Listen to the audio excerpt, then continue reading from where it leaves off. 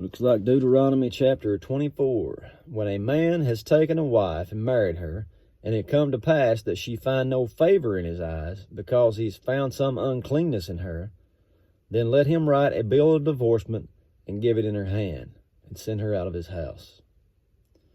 And when she is departed out of his house, she may go and be another man's wife. And if the latter husband hate her, and write her a bill of divorcement, and give it in her hand, and send her out of his house, or if the latter husband die, which took her to be his wife, her former husband, which sent her away, may not take her again to be his wife, after that she is defiled. For that is abomination before the Lord. Thou shalt not cause the land to sin, which the Lord your God gives you for an inheritance. When a man has taken a new wife, he shall not go out to war, neither shall he be charged with any business, but he shall be free at home 1 year, and shall cheer up his wife which he has taken.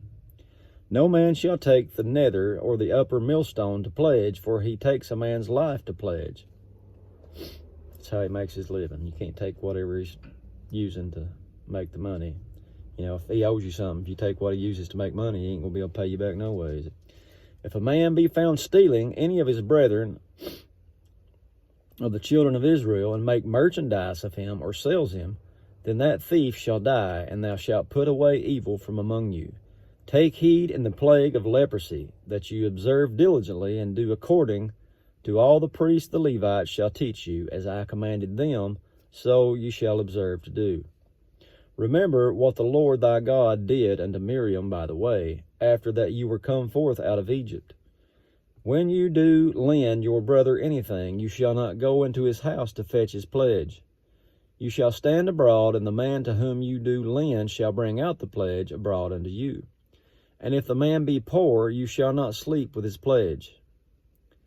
In any case, thou shalt deliver him the pledge again when the sun goes down, that he may sleep in his own raiment, and bless you, and it shall be righteousness unto you before the Lord your God. So if he's pledges, I guess he's pledging his clothes, and you can't keep it all night so we don't freeze to death.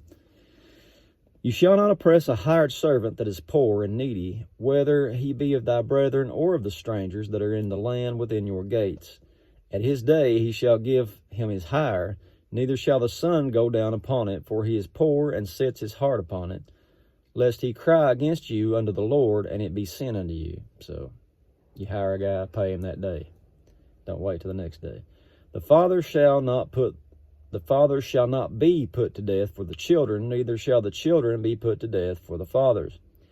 Every man shall be put to death for his own sin. You shall not pervert the judgment of the stranger, nor the fatherless, nor take a widow's raiment to pledge, but you shall remember that you was a bondman in Egypt. And the Lord your God redeems you hence. Therefore I command you to do this thing. When you cut down your harvest in your field, and have forgot a sheaf in the field, thou shalt not go again to fetch it. It shall be for the stranger, for the fatherless, and for the widow. And the Lord your God may bless you in all the works of your hands. A little Old Testament welfare there for you. Don't take it all. Leave some scraps for the stranger and the widow and the people that are without. When you beat your olive tree, you shall not go over the boughs again. It shall be for the stranger, the fatherless, and the widow. And when you gather the grapes of your vineyard, you shall not glean it afterward. It shall be for the stranger, the fatherless, and the widow. All the same deal there. And you shall remember that you was a bondman in the land of Egypt. Therefore I command you to do this thing. And that is chapter 24. Lord willing, I'll see you tomorrow. God bless.